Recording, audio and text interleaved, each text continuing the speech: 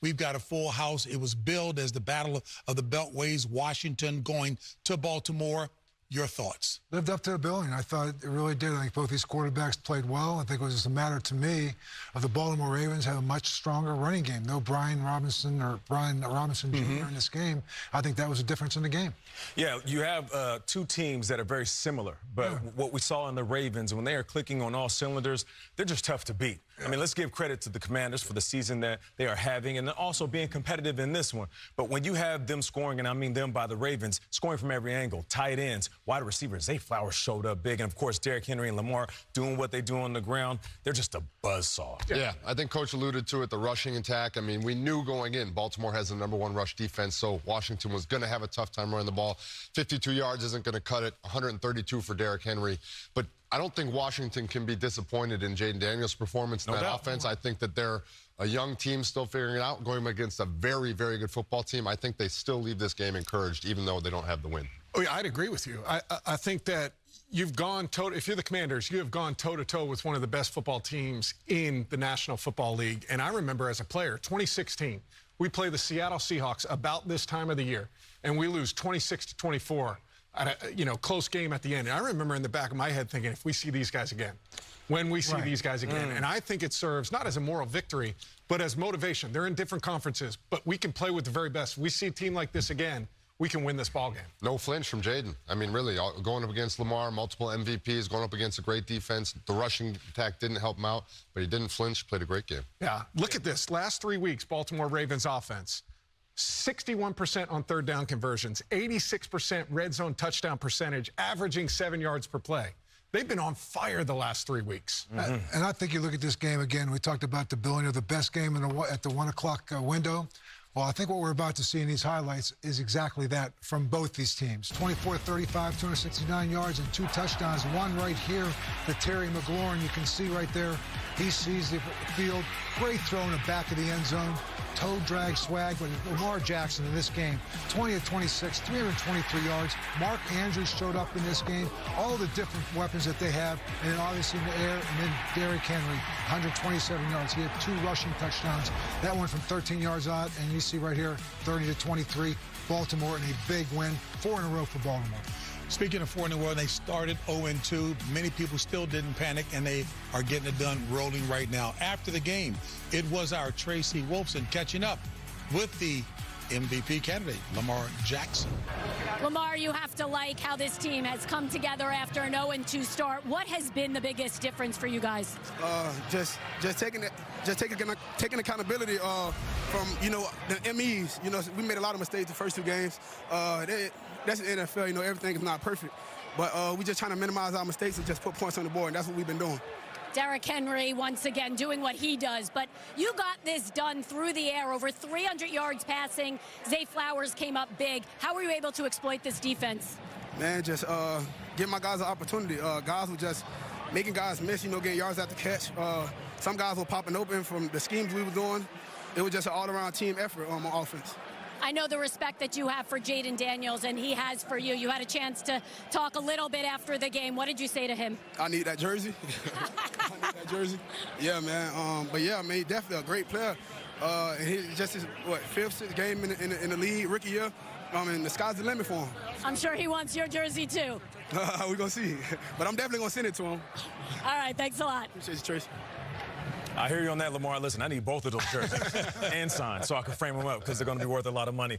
I love Lamar just being transparent in that moment, talking about the first couple of losses. First loss, they lose by a touchdown. Second loss, they lose by a field goal. The world is panicking. What's going on with the Ravens? Is Lamar Jackson and his team going to continue to struggle? He said, no. It was about the MEs. We took full responsibility and accountability. And here he is. You can just see he's in the rhythm. Zay Flowers showed up big for a squad over the middle of the field. Matt talked about it earlier. Coming down, being friendly to the quarterback, and just check out this ball right here. Helmet or higher in the back of the end zone. Mark Andrews, I still feel like he's one of the best and most underrated tight ends of his era. And then this 33-yard run, you just see the space, and just check out how much time he has in the pocket. He's not getting hit when he delivers these balls. Andrews, once again, corner route. The big fella, moving and grooving. Even though he's an extension of the offensive line, he's still a really good pass catcher. This is the last couple of weeks. Just think about how well this offense is grooving. You got the tight ends that are making plays. Wide receivers are now stepping up and saying, hey, Derrick Henry, you don't need to hold us down all game long. You could take a couple of quarters off and then close it out just like a pitcher in Major League Baseball. But the one thing I can appreciate about this team, if they go up against a squad that wants to bring the heat, because that was the Commanders, they blitz 40% of the time. Lamar Jackson versus the blitz today, 10 for 11, 162 yards, which means if you're going to bring the heat, then I'm going to turn up the flame a little bit on your defense. And what I saw was all of that pressure was him delivering from the pocket. Yes. Right? And that, to me, is the scariest thing if you're going against the Ravens. He's got the ability. We saw the QB run where he's outside of it. He can burn you with his legs. I think he had 40 yards rushing today. But delivering from the pocket over the middle of the field to the outsides, using all of the different targets that we saw today, that's a dangerous Lamar Jackson. It's pretty crazy to be able to talk about all these targets, talk about Lamar, talk about Mark Jackson, and then just kind of almost afterthought, 132 yards rushing for Derrick Henry, 2 touchdowns. That's just a standard game. The Ravens went to the AFC Championship last year, and then they only added the best rusher in the last 10 years in the National Football League. Derrick Henry, once again, putting on a dominant performance. Like I said, 132 yards.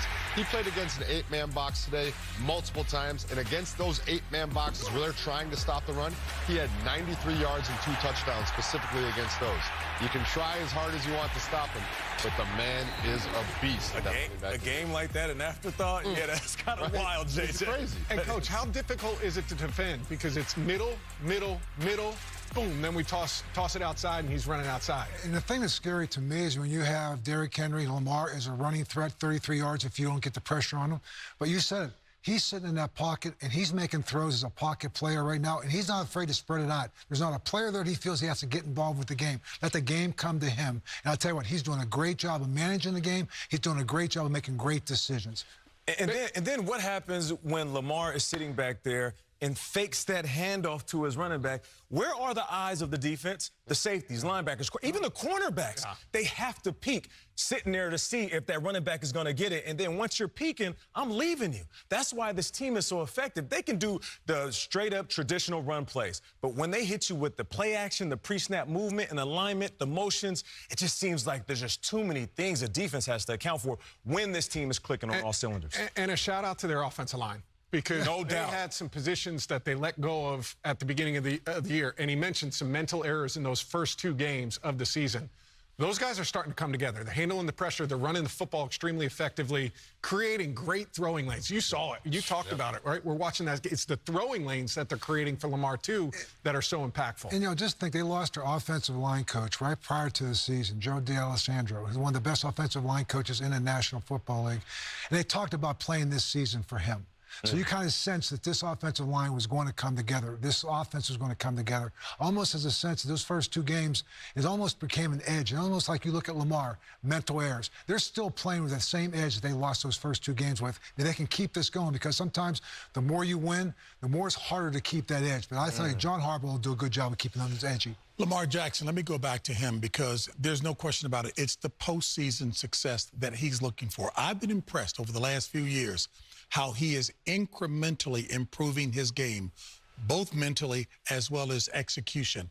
I'm loving the calm that I'm seeing him go about do his job. Yeah, it's growth and maturity, and that's for all of us. I know personally we had struggles early in my career in the postseason, and you have to answer the question, when are you going to take that next step? When are you going to win these playoff games? And I think for him, there's a level of toughness, mental toughness, that is coming with some of that of falling short in the postseason. And I think he knows, hey, we're going to win these ball games along the way. We're going to find ways to be better so that we're performing at our best when it comes to postseason play. And not to talk about too much of what was going on off the field, but I believe some of that mental toughness, it kicked in after he left college. When they were saying, I'm not sure he's a good enough quarterback to be a starter in this league. No question. You know what? I heard his mom is his age, and that's just not the way we do things in the NFL. And he stood firm, 10 toes down.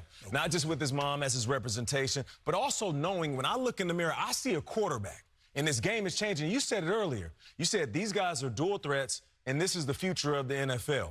I believe at the quarterback position, you're going to have a little bit of both. You don't have to be as explosive as the 2 quarterback. These guys are elite when it comes to athleticism and arm talent, but you're going to have to be mobile in the pocket moving forward because these defenses, they're getting bigger and faster, and it's just going to make it harder for QBs that can't move like that. And the constant continues to be, Lamar is a beast. No doubt. Period. No Go ahead, doubt. Bill. You were going to say. No, I was going to say, I think as JJ and I were talking about defending these guys, and I think that becomes, you see the maturation, as you talked about, Matt, with him, okay, like he knows he can run when he has to, but he's also developing that next element of what he needs to be, which is very calm in the pocket, take what they're giving you, and I don't have to be the guy that takes the ball all the time, not trying to do too much. He said the one thing that's bothered him most is he still goes back to that Kansas City AFC Championship loss. Yep. And what they did at home. Yep. And he looked at that game, I think that's been with him this entire offseason, and I think he keeps going back to it. He referenced it again before this game, this week. So he knows the postseason's there,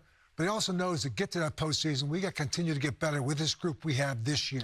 I think when you look at the other side of the ball today, you look at Jayden Daniels, and you think about, okay, at some point, this guy's setting historic numbers already. At some point, you wait to see that rookie break. And we still haven't seen that yet. And I think as it goes along further and further, that's that evidence that starts to point to, okay, Washington has to be extremely happy that they found their franchise guy, and he has yet to crack going 6 weeks into the season. As a team, what does Washington go away from this game with that they can hang a hat on? We're going toe-to-toe with anybody. Yep. I agree. Sometimes you can say a loss. This loss doesn't make there's no gratification into it, but this validates who we are as a team. We can look at this game as a play here and a play there. We didn't have our best running back in this game, yet we were right there to the very end. So it validates their record to me, this game. And the other thing I think it does is not that he needed any validation. He's played incredible, Jayden Daniels, in the first 5, 6 games questions of will it, still be there. but the toughness. Yeah. The toughness he showed today, I think, resonates with his teammates. He took some shots, and he hung in there and delivered. The cover zero throw that he threw the touchdown to Terry McLaurin at the end of, to make it a one-score game there where they're going for it on 4th and 8, to hang in there, to deliver the football where it's supposed to be. That confidence amongst your teammates continues to grow. Him getting up off the ground after taking those hits, I think that brings guys together even more. Listen, there's no moral victories. We're all saying the same thing. Yep. And when we talk to the media after losing to a very good team like the Commanders did, as a player, we're going to say all the right things. You know, we could have had it. Let's give credit, tip our hat to the Ravens. But when we sit back and crack a beer and kick it with each other afterwards, we're talking to each other saying, we're good. We're damn good. We just got to learn how to finish out these games. Now, we won't say it to our coaches. We might not even say it to our wives. And for damn sure, not going to say it to the media. But we will say it amongst each other. And know, like, when we face a team like this again, we're going to get this victory because we just fought with the best and lost by a touchdown. If I'm the coach, I'm saying it to him in the locker room right afterwards. Because I'll tell you, we went to Indianapolis here, we won a championship, and I said, okay, we lost. But you know what? We're going to see these guys again.